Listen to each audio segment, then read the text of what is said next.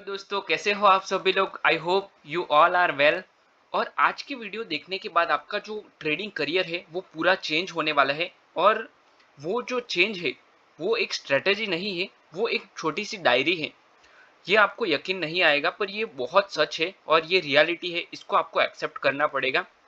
पहले मैं आपको बताऊंगा कि ये जो डायरी है वो क्या है। तो इट्स एन ट्रेडिंग जर्नल।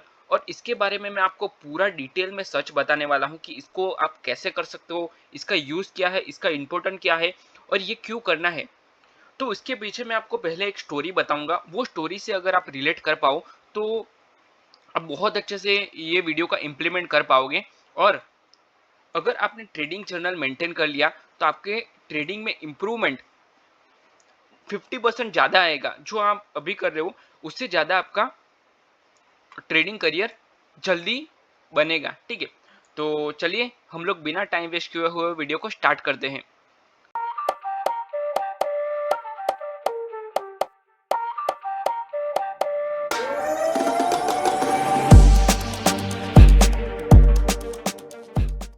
देखिए, पहले मैं आपको एक स्टोरी बताऊंगा। वो स्टोरी में आप ध्यान से समझना, इसको ध्यान से सुनना, क्योंकि बहुत कुछ उसमें आपको सीखने लायक है। ये एक रियल स्टोरी है और ये एक बुक में लिखी गई है, मेरी खुद की स्टोरी नहीं है। एक एरिक्सन करके बंदा था।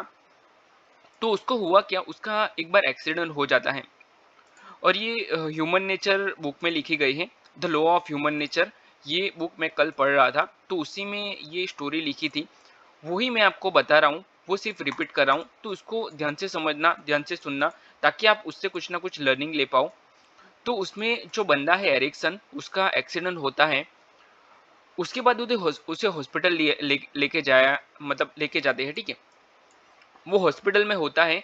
तो वो टाइम पे डॉक्टर अपनी जो प्रोसीजर है वो सब कर लेते हैं, जैसे कि उनके जो रिपोर्ट्स वगैरह निकालने हैं, जैसे कि बेसिक ट्रीटमेंट है, वो सारी ट्रीटमेंट चालू हो जाती है।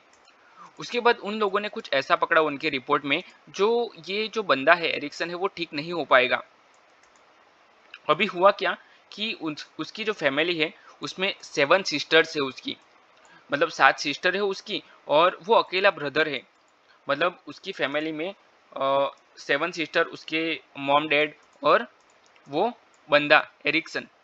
तो ये जो फैमिली है उसमें होता क्या है कि उनकी फैमिली को बहुत उम्मीद थी कि भाई जो एरिक्सन है वो बच जाए, उसका उसको कुछ ना हो। और वो लोग उसी उसी के साथ, मतलब उसी उम्मीद के साथ कि होप रहती है, अगर हमारा कोई फैमिली मेंबर होता है तो हमें होप रहती है कि भाई ये इसको कुछ ना हो।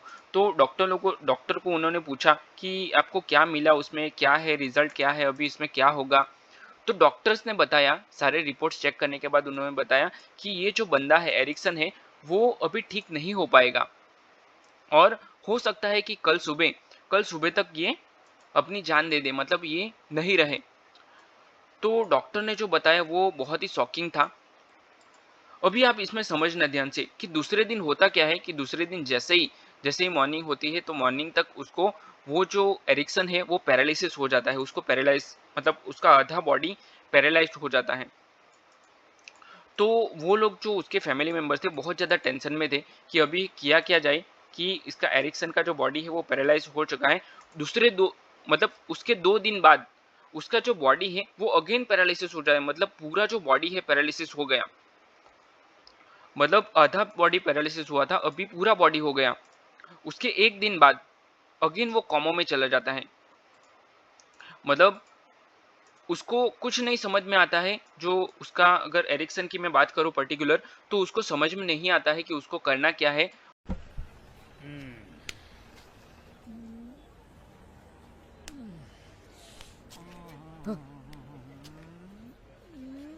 और वो हिल भी नहीं पाता है, उसका बॉडी चल फिर नहीं पाता है। तो अभी उसको सिर्फ यही समझ में आता है कि वो देख सकता है, मतलब उसकी आंखों से देख सकता है और वो सुन सकता है। और उसका माइंड वर्क कर रहा है। अभी कोमा में ये स्थिति होती है, मतलब कि मान लो कि उसका जो बॉडी है वो कुछ काम नहीं कर सकता, पर उसका माइंड है वो काम करता है। तो वो जो उसकी सिचुएशन थी, वो सिचुएशन में अभी वो कुछ दिन दे रहता है, कुछ महीने रहता है। और वो टाइम पे, ये टाइम उसका, बहुत सारे लोग ऐसे होते हैं कि जब भी ऐसा टाइम होता है तो वो डाउन चले जाते, कि अभी तो मेरे से कुछ नहीं होगा, मेरा लाइफ खराब हो गया है। पर यही टाइम था, उसका गोल्डन पीरियड था। ये टाइम में उसने जो किया वो कोई नहीं कर सकता। तो वो टाइम पे उसने क्या किया, जो उसकी 7 सिस्टर्स थी, वो सारी की सारी जो सिस्टर्स हैं उसको उस वो सारी सिस्टर थी, तो वो एक एक मतलब एक आती थी, दूसरी जाती थी, मतलब हर एक के पास टाइम नहीं होता है ना। तो जो भी आती थी, जो सिस्टर आती थी वो टाइम पे, क्योंकि हॉस्पिटल में किसी ना किसी को रहना पड़ता है, तो वो जब भी आती थी तो वो टाइम पे कुछ ना कुछ बात करती थी। ठीक है, बात करती थी, उसके जो एक्सप्रेशन होते थे कि मान लो कि उसने किसी को कुछ बोला कि ये एप्पल खाओगे आप? तो उसकी जो एक सिस्टर थी उसने पूछा कि आप एप्पल खाओगे? दूसरी सिस्टर को, तो उसने मना किया कि मैं अभी टेंशन में हूँ। मतलब हाँ तो बोला, पर वो टेंशन में थी उसके फेशियल एक्सप्रेशन से। तो एरिक्सन ने क्या किया कि सारे के सारे जो फेशियल एक्सप्रेशन थे वो पढ़ना स्टार्ट कर दिया। मतलब वो देख तो सकता था, उसका माइंड भी काम कर रहा था। तो उसने बारीक से बारीक हर एक चीज देखी कि इसका एक्सप्रेशन क्या है, इसके माइंड में क्या चल रहा है, ये कहना क्या चाहती है और इसका क्या है। मतलब सारी की सारी जो भी बात करता था वो सारी बात सुनता रहा। मतलब 6 महीने, 1 साल तक वो उसने सारी बातें सुनी और उसको ऑब्जर्व किया। तो ये जो स्टोरी है, तो that is called power of observation. तो ये उसने बहुत कुछ ऑब्जर्व किया और वो उसमें ऑब्जर्वेशन में इतना मास्टर हो गया, उसके बाद वो ठीक हो जाता है। 1 साल के बाद वो ठीक हो जाता है और उसके बाद वो इतना इसमें ऑब्जर्वेशन में चैंपियन हो जाता है कि उसको सब कुछ समझ में आ जाता है। उसके बाद उसने लिखना स्टार्ट कर दिया कि भाई जो भी मैं ऑब्जर्व करता हूँ वो मुझे लिखना है, कि मैंने किसका, वो मतलब साइकोलॉजिस्ट बन चुका था पूरा। और कोई जिसका भी फेशियल एक्सप्रेशन है उससे पूरा वो जान लेता था कि इसके माइंड में क्या चलता है। तो that is called power of observation. और उसने वो सारी चीजें लिखना स्टार्ट कर दी कि इसके माइंड में क्या चल रहा है और ये इसका फेशियल एक्सप्रेशन वो है क्या। तो एक बार होता क्या है कि वो सारे पेशेंट, मतलब हॉस्पिटल में जितने भी सारे पेशेंट थे, उसका जान लेता था कि इसके माइंड में ये चल रहा है। उसके फेशियल एक्सप्रेशन से ही वो समझ जाता था कि मुझे इसको ये बताना है। तो एक बार होता क्या है कि उसकी हॉस्पिटल में एक लड़की आती है।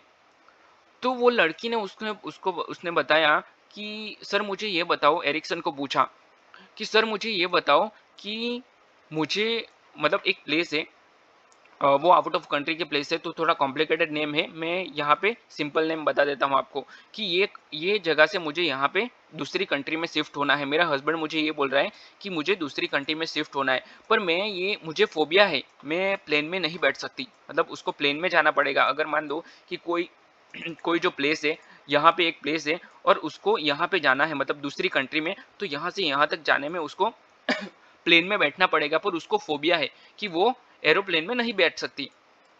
और उसका हस्बैंड मुझे उससे ये बोल रहा है कि आप प्लेन में बैठ के जाओ। तो अभी एरिक्सन करता क्या है कि उसने क्या बोला कि आप बाहर जाओ, एक बार कैबिन के बाहर जाओ और वापस चल के आओ। तो वो लड़की को शॉकिंग लगा, वो जो लेडी थी उसको शॉकिंग लगा कि भाई ये क्या बोल रहा है ये एरिक्सन। तो वो लड़की जैसे ही वापस आई, अंदर आई, कैबिन में आके चेयर पे बैठी, तो उसने ऑब्जर्व किया पूरा, एरिक्सन ने पूरा ऑब्जर्व किया कि अभी ये क्या, मतलब ये चल कैसे रही है, इसका माइंड में क्या चल रहा है। तो उसने डायरेक्ट बिना सोचे समझे ऐसा क्वेश्चन पूछा, वो बहुत ही, मतलब आप किसी को नहीं पूछ सकते ऐसा वाला क्वेश्चन उसने पूछ लिया उसको। कि उसने क्या पूछा एरिक्सन ने उसको कि आपका जो अफेयर है उसका आपके हस्बैंड को पता है। और ये जो सिचुएशन थी उससे ज्यादा ही कॉम्प्लिकेटेड था ये क्वेश्चन। तो वो लेडी ने बताया कि उसको तो नहीं पता है, पर आपको कैसे पता। तो ये बहुत ही, जो ये पावर ऑफ ऑब्जर्वेशन है, उसने क्या ऑब्जर्व किया कि वो लेडी चल के आ रही थी, तो उसका जो मोमेंट थी, वो सारी मोमेंट उसने कैच की। उसी के बेस पर उसने बताया कि इसके हिसाब से ये फोबिया वोबिया कुछ है नहीं, वो इसके हिसाब से ये बोल रही थी। उसने जो बात करने का उसका तरीका था, उसके हिसाब से उसने बताया। तो वो सारे शॉकिंग थे, वो लेडी भी शॉकिंग थी कि अभी ये कैसे इसको पता चल गया। तो ये हर एक को शॉकिंग होता है कि इस तरह से पता लगाना बहुत ही मुश्किल है, सिर्फ एक्सप्रेशन से, सिर्फ चलने पे। और ये बहुत ही यूनिक था। तो वो था उसका पावर ऑफ ऑब्जर्वेशन। क्या बात है सर, क्या बात है सर, क्या बात, ये बात है। तो यही मैं आपको बताना चाहता हूँ ये वीडियो में, जो आपने स्टोरी सुनी उसके लिए बहुत ही थैंक्स आपको कि आपने ये जो पूरी स्टोरी सुनी और यहाँ तक अभी तक वीडियो में हो आप। तो अभी ये वीडियो का moral of the story climax मैं आपको बताने वाला हूँ, ये वीडियो का क्लाइमैक्स। अभी हुआ क्या है कि ये जो एरिक्सन ने किया वैसे आप भी कर सकते हो। अगर आपको मार्केट में चैंपियन बनना है तो आपको ये पूरा लिखना पड़ेगा कि मार्केट क्या कर रहा है, उसके बाद क्या मूवमेंट आएगा, अभी क्या करेगा, उसके बाद मुझे अगर मान लो कि मैंने ट्रेड लिया है तो ट्रेड के बाद क्या होगा। अगर एक दिन ऐसा आएगा, अगर आपने 1 साल तक ये लिख लिया, तो उसके बाद एक दिन ऐसा आएगा कि आप बिना सोचे समझे आप बता दो कि मार्केट यहाँ से अप साइड में मोमेंटम करेगा, फिक्स है ये सिर्फ पावर ऑफ ऑब्जर्वेशन होता है। 1 साल करके देख लो आप। आपको क्या करना है वो मैं बताता हूँ। That is called trading journal. आपको करना क्या है, मतलब आपको लिखना है कि आपका एंट्री कहाँ पे हुआ, आपका एग्जिट कहाँ पे हुआ, आपने ट्रेड क्यों लिया, उसके पीछे का इमोशंस क्या था, उसका टाइमिंग क्या था और उसको लेने के पीछे रीजन क्या था, आपने क्यों ट्रेड लिया, कौन से इमोशंस थे आपके, कितनी देर आपने होल्ड किया, कितना प्रॉफिट और लॉस हुआ, ये सारी चीजें लिख लो आप। अगर आपने सिर्फ इतनी चीजें लिख ली तो उसके बाद आपको मतलब समझ में आ जाएगा कि मैंने एंट्री यहाँ पे लिया है, ये मेरा स्ट्रेटेजी है, यहीं पे मैं ट्रेड करूंगा और मुझे आगे आने वाले टाइम में उसको गलती को कैसे सुधारना है, ये रेक्टिफाई कैसे करना है, ये सारी चीजें आपको समझ में आ जाएगी। ठीक है। तो ये स्टोरी जो मैंने बताई वो that is called power observation, और ये मैंने एक बुक में पढ़ी है। तो उससे मुझे भी समझ में आया कि हाँ ये हो सकता है। और आपको क्या करना है कि वो जो जर्नल पूरी आपने लिखी है उसको पढ़ो। उसको जैसे ही आप पढ़ोगे तो आपको उसमें गलतियाँ दिखेगी। मान लो कि आपने 1 साल तक लिखा, तो उसके बाद आपको सारी की सारी जो आपकी गलती है वो दिखने लगेगी कि भाई मैंने ओवर ट्रेडिंग किया, मैंने रिवेंज ट्रेडिंग किया, मैंने कहाँ पे पोजीशन ज़्यादा ले ली, मेरा ट्रेड कहाँ पे सही नहीं था, मेरा जो इमोशंस है वो कहाँ पे कंट्रोल नहीं कर पाया था मैं। तो ये जो सारी चीज़ें हैं वो आपको वो लिखने के बाद ही समझ में आई, कहाँ पे मैं फेक ब्रेकआउट में फँस गया, कहाँ पे मैंने जो ट्रेड ले लिया पर उसके बाद मार्केट गया नहीं, यहाँ पे मैंने एंट्री कर ली उसके बाद मार्केट डाउन साइड में मूवमेंट कर दिया। तो ये जो सारी चीजें हैं, मार्केट रेंज बाउंड था फिर भी मैं बार बार ट्रेड ओवर ट्रेड करता रहा।